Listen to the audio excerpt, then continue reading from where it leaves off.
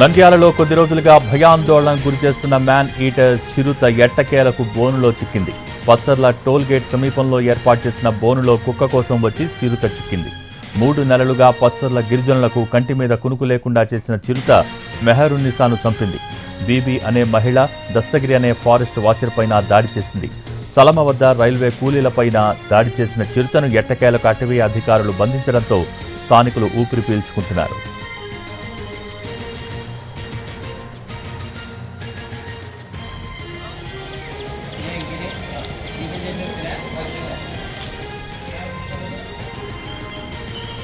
మహానంది సమీపంలో సంచరిస్తున్న చిరుతను పట్టుకునేందుకు ఏర్పాట్లు చేస్తున్నారు అధికారులు. కొద్ది రోజులుగా మహానంది ఆలయ పరిసరాల్లో ప్రతిరోజు తిరుగుతోంది.